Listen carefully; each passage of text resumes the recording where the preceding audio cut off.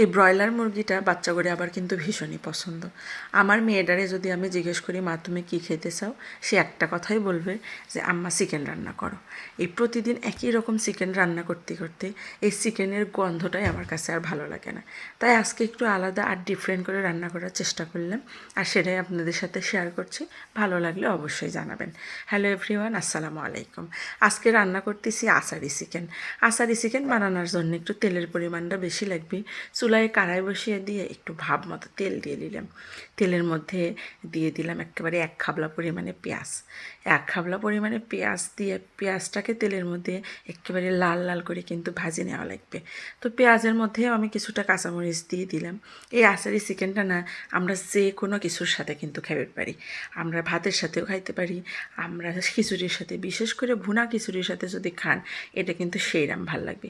আবার এই যে বৃষ্টি শুরু হয়েছে টিপ টিপ, এই বৃষ্টির মধ্যে যদি একটু ল্যাটা খিচুড়ির মধ্যে দিয়ে ওই চিকেন খাওয়া যায় না, তাও কিন্তু সেইরকম লাগবে না। মুরগিটারে কিন্তু আমি বেশ একটু বড় করে কাটিয়ে নিয়েছিলাম, যাতে 3-4 টুকরা খাওয়ার চেয়ে সব 1 টুকরা খায় খায় তৃপ্তি হবে না। তো এখানে একটা মুরগিরে আমি প্রায় 8 টুকরার মতো করছিলাম।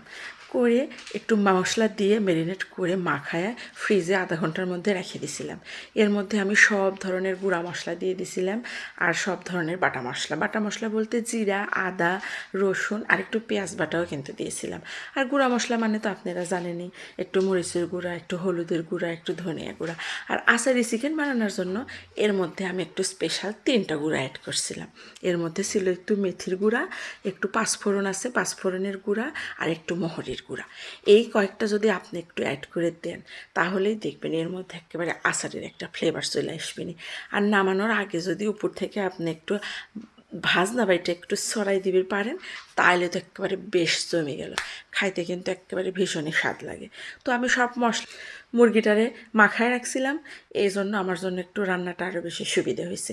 আপনি করে হাতে যদি সময় থাকে, অবশ্যই মুরগিটারে আধা ঘন্টা আগে একটু সব ধরনের মশলা দিয়ে মাখায় একটু নর্মাল ফ্রিজের মধ্যে রেখে নেবেন।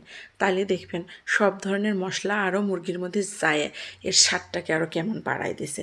রোজ রোজ একই ধরনের রান্নার চাইতে একদিন একটু আলাদা করে রান্না করে খাই, দেখেন যে কেমন লাগে। তো তারপরে এই তো দেখেন আমার একেবারে রান্নাটা হয়ে আসছে। আর এটা ব্রয়লার মুরগি তো খুব একটা বেশি সময় নিয়ে রান্না করা লাগে না, একটু আধা ঘন্টার মতো সময় নিয়ে সব কিছু দিয়ে রান্না করতে আমার লেগে গেছে। আর দেখেন না এর কালারটা কেমন আসছে, যেমনি সুন্দর দেখতে হয়েছে সেমনি একেবারে নরম সফট হয়েছে। আর এই মুরগির মধ্যে আমি আবার আস্ত একটা রসুনও দিয়ে দিয়েছিলাম। মুরগিটা আর রসুনটা গইলে একদম মোমের মতো হয়ে গেছে।